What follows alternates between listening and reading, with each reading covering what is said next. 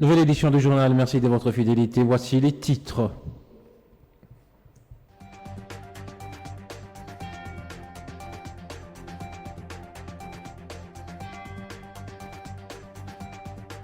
De vandalisme à son domicile causé par les éléments de la garde républicaine. Et bien dans ce journal, vous suivrez quelques réactions à chaud deux acteurs politiques locaux.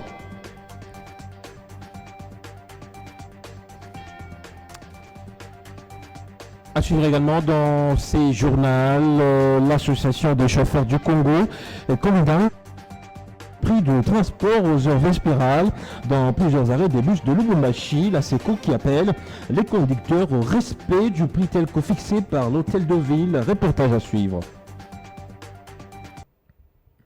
Voilà pour les titres. Bienvenue à tous. Ce journal, nous l'ouvrons par cette information. Je vous l'annonce au sommaire. Après les actes de vandalisme de son domicile par les éléments de la garde républicaine, Jamar Kabunda Kabroun, le président AI de l'UDPS, vient d'annoncer ce vendredi sa démission de la vice-présidence de l'Assemblée nationale. Une nouvelle, en tout cas accueillie à chaud par les acteurs politiques louchois, que je vous invite à suivre dans ces propos recueillis par Jean Bayou. Moi, je loue tout simplement ce courage. Et c'est comme ça que vous doit être un homme politique. Quand vous devez se sentir gêné et soit humilié, alors vous devez démissionner. Alors sa démission, moi, je le reçois avec beaucoup de sportivité. C'est ça ce qui doit être. C'est comme ça qu'il devait être un homme politique. Bon, d'abord, c'est avec tristesse, dans ce sens que, par et à travers votre télévision, j'ai toujours dénoncé le comportement des politiciens congolais. Et à ce stade où nous avons des dirigeants au plus haut sommet du pouvoir, ce qui est arrivé est condamnable. C'était prévisible. Le régime actuel est comme un château construit sur les sables. Un petit vent, ça va s'écrouler. Et Kabunda faisant partie des piliers du régime en place, c'est déjà un signal fort qui montre que le régime est en train de s'écrouler. Et d'ici 2023, ça va tout simplement tout finir. Et quand on voit d'abord les causes qui ont fait qu'on en arrive là, c'est le fruit de l'impréparation. En réalité, c'est sans événement. Parce qu'en réalité, l'IDPS est né pas pour diriger, mais c'est plus pour l'opposition. C'est ça l'IDPS. C'est un parti de malheur. L'IDPS aujourd'hui pour les Congolais, c'est un parti comme malédiction pour les Congolais. Il n'y a rien. Vous avez vu comment M. Tshilombo dirige ce pays. L'IDPS est conçu juste pour l'opposition. Donc c'est sans événement la démission de notre frère ou bien notre camarade qui...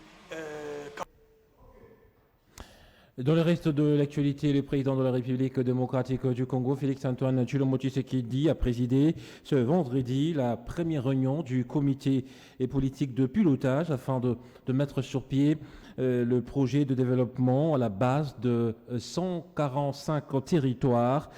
Tenu par vidéoconférence, ce projet sera exécuté par le gouvernement central via la supervision opérationnelle du ministère du Plan. Le budget est prévisionnel pour sa réalisation est de 450 millions de dollars américains. Pour rappel, le Premier ministre Jean-Michel Sama-Lukonde a lancé samedi 9 octobre à la mission catholique de Lonzo, à 40 km de Kengé, les 10 programmes d'après le patron de l'exécutif congolais. Ces programmes permettra à chaque Congolais puisse bénéficier de cet argent qui entre dans les caisses de l'État. D'après la presse présidentielle, cette réunion inaugurale du comité politique de pilotage a permis de fixer les grandes orientations de ces projets qui consistent à construire des infrastructures de base dans les territoires pour réduire la pauvreté, stopper l'exode rural et engager une dynamique de développement. Et on va changer de chapitre. À présent, Emmanuel Tomintambwe, coordonnateur national du programme de désarmement, démobilisation, relèvement communautaire et stabilisation à mission au Nord Kivu, affirme qu'ici peu, la deuxième phase de désarmement et démobilisation va commencer. À lui d'ajouter que de sites des cantonnements rendus non viables seront fermés. Je vous invite à le suivre dans ces propos recueillis par notre correspondant sur place. Le programme existe. Nous avons eu des réunions avec le gouverneur et nous avons discuté sur la question de Mbambiro. Comme vous le savez, maintenant que le programme est en train de se mettre en place au Nord Kivu, première chose que nous allons faire, c'est d'apprêter le matériel pour finaliser la première phase qui concerne le désarmement et la démobilisation. C'est ce que nous allons faire dans les jours qui viennent pour que la deuxième phase qui concerne la réinsertion et la réintégration puisse se poursuivre rapidement. Et donc il y a de l'espoir parce que après la première phase, il y aura des localisations de ces rendus pour aller maintenant dans un centre qui sera apprêté pour les autres opérations de mobilisation, de la réinsertion, de la réintégration socio-économique. Je voudrais rassurer ceux qui sont dans les camps, tous ceux qui se sont rendus, que ce soit à Mubambiro, que ce soit à Biloué, que ce soit à Rumangabo, que ce soit à Kalunguta, que ce soit à Ndjougou et partout ailleurs, au sud Kivu, je voudrais les rassurer que le processus de désarmement et de mobilisation va commencer incessamment. Et à Beni, la société civile locale exige la levée du couvre-feu ramené de 19h à 5h du matin suite au dérapage enregistré dans la ville de Beni. Cette recommandation est contenue dans un communiqué de presse rendu public, on le rappelle ici jeudi dernier. Selon elle, cette mesure est devenue improductive et impopulaire. Cette structure souhaite ainsi voir les responsables des violations des droits humains et d'autres dérapages pendant la mise en œuvre du dit couvre-feu être arrêté et traduit en justice. L'extrait de cette déclaration est lu au micro de Roger Kakou, notre correspondant sur place. Vu les conditions sécuritaires et socio-économiques difficiles que traverse la population de la ville de Beni, longtemps meurtrie, que le recyclage soit gratuit et pris en charge par l'État congolais, tout en encourageant le comité de sécurité de la ville de Beni pour ses efforts fournis jusque-là, et compte tenu de la résurgence de l'insécurité dans certains quartiers de la ville de Beni et considérant certains dérapages observés pendant l'application de cette énième mesure de couvre-feu, la population demande sur pied du principe de parallélisme des actes pour permettre à la population de contribuer efficacement à sa sécurité en leur transmettant les alertes au moment opportun. Cette dernière demande avec bras au cœur la levée de cette mesure de couvre-feu devenue impopulaire vu le dérapage observé par certains acteurs commis à cet effet. Cependant, à la lumière de celle-ci, nous demandons également ce qui suit. L'évaluation de toutes les mesures de couvre-feu qui ont précédé celle-ci de 19h, l'identification des auteurs de tous les dérapages observés pendant le couvre-feu et ceux de points de contrôle avec les garettes sur les barrières, les informations judiciaires contre les présumés auteurs de ces dérapages. Nous appelons la population à soutenir l'opération Chunguza Jirani initiée par le Conseil urbain de la jeunesse de Beni, aujourd'hui appuyé par Monsieur le maire de la ville de Beni. Une correspondance de Roger Kakouli-Raït et puis la ville de Beni. Le gouverneur de la province du Kasaï central, Tarsis Kabatusuli Bouyamba, s'insurge contre la construction anarchique dans la localité abattoir située dans la commune de Lukunga. Il a fait savoir lors du lancement de travaux de lutte anti-érosive dans cette localité. Le gouverneur intérimaire du Kasaï central est ici au micro de Solène Toumamoufika.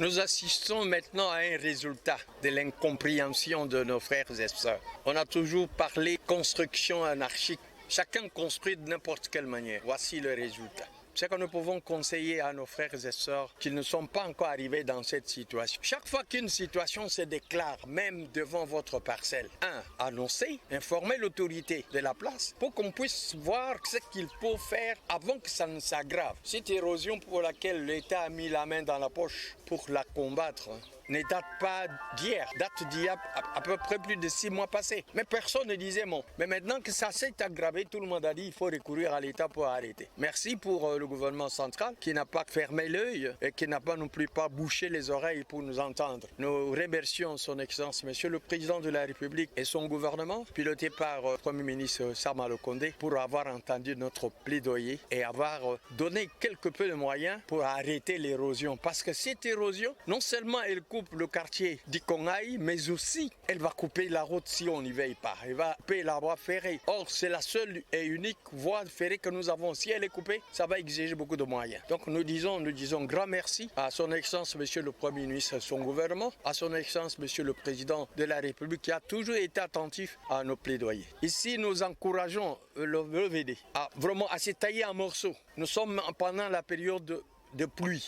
Il sera dérangé par la pluie, ça c'est certes. Mais il faut qu'il fasse tout. C'est un technicien de formation. Il ne faut pas qu'on lui fasse ici des leçons. Qu'est-ce qu'il faut faire en cette période de pluie? Voilà ce que je peux dire en ce moment. Pour conseiller à nos frères et sœurs qu'il faut toujours être attentif, même là où vous habitez. Vous croyez que l'érosion ne peut pas vous attaquer, même si rien arrive à nous amener à cette situation qu'on déplore.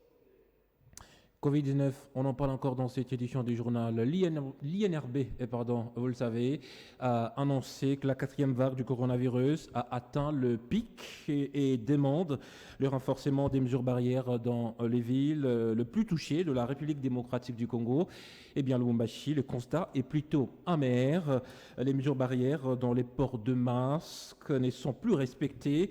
Nos reporters ont été ce vendredi au centre-ville de Lubumbashi. Regardez. Au centre-ville de Lubumbashi, à part quelques cas isolés, les gestes barrières ne sont pas respectés par la majorité. Des conducteurs aux piétons, seuls quelques-uns portent aujourd'hui leur cache-nez. Romain, pasteur d'une église, ne croit plus en l'existence du coronavirus. Il ne voit aucune raison valable pour porter le masque. Nous avons déjà la confirmation que cette maladie n'existe pas. Peut-être on peut porter pour respecter quand même l'État.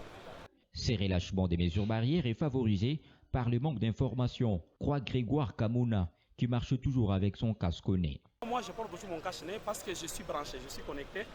Je sais qu'il y a des nouveaux variants qui apparaissent et donc l'unique manière pour moi de me protéger, c'est toujours d'avoir d'abord mon masque et de respecter les autres gestes barrières.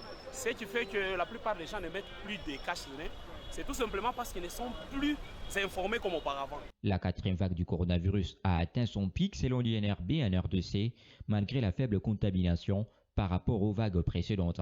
Les mesures de prévention sont appelées à être renforcées sur les terrains. Tout à fait autre chose dans ce journal. J'ai voulu annoncer au sommaire également, l'association des chauffeurs du Congo condamne la majoration de prix de transport aux heures vespérales dans plusieurs arrêts de bus à Lubumbashi, venus quasiment général, avec la carence du carburant dans certaines stations de service de la ville.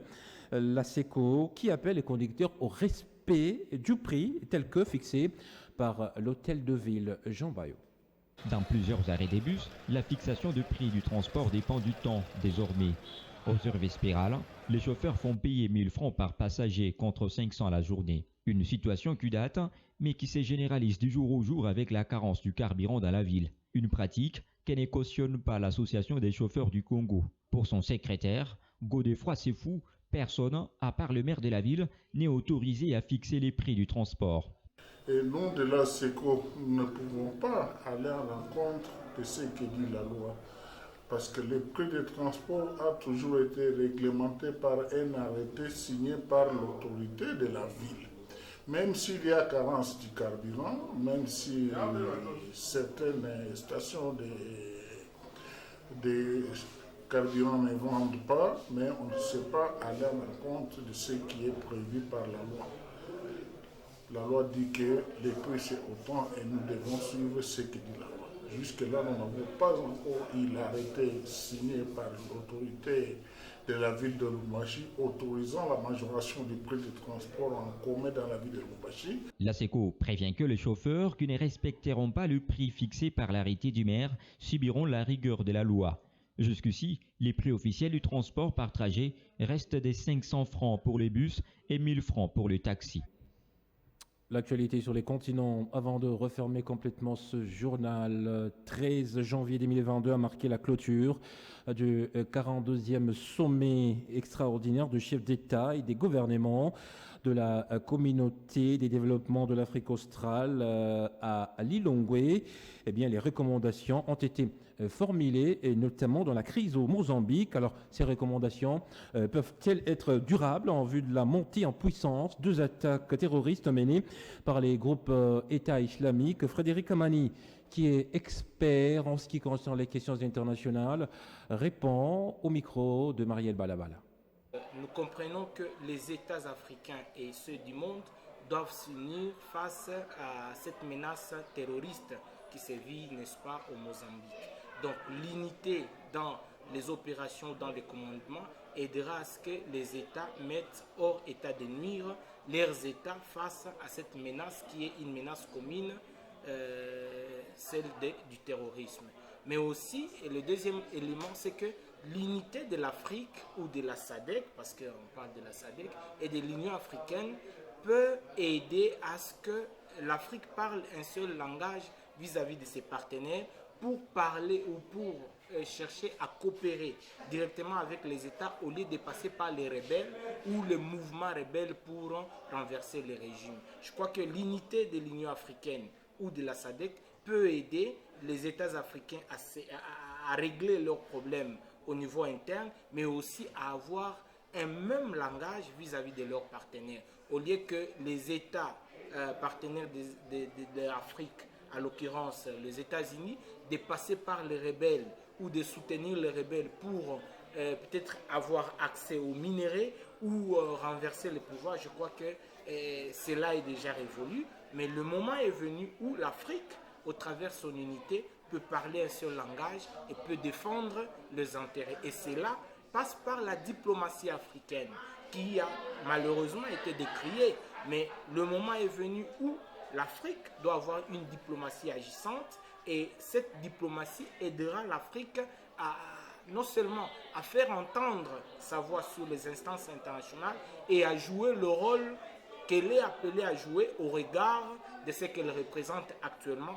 Dois-je rappeler que l'Afrique est devenue un champ ou un enjeu stratégique où toutes les grandes puissances veulent avoir des relations, des coopérations avec l'Afrique au regard des atouts dont elle dispose. Donc, je crois que c'est de ces points de vue-là que l'Afrique peut aider, que ce soit l'un de ces pays, à l'occurrence le Mozambique, ou d'autres pays qui se retrouveraient dans ces situations au Mali, en Guinée, et j'en passe. C'est même la fin de ce journal, je vous rappelle le titre. Vous l'avez suivi dans cette édition du journal, Jean-Marc Kabonda vient de démissionner de son poste de premier vice-président de l'Assemblée nationale après les actes de vandalisme à son domicile causés par les éléments de la garde républicaine. Et bien dans ce journal, vous aviez suivi les réactions à chaud des acteurs politiques louchois. Puis l'association de chauffeurs du Congo condamne la du transport aux heures vespérales dans plusieurs arrêts de bus de Lubumbashi. La SECO qui appelle les conducteurs au respect du prix tel que fixé par l'hôtel de ville. Ce journal est complètement terminé. Informé, notre souci, nous le faisons avec responsabilité. Le succès justement de ce journal, nous le devons l'ensemble de toute la rédaction d'Héritage Télévision. À vous nous disons merci de nous avoir suivis et très bonne suite de nos programmes.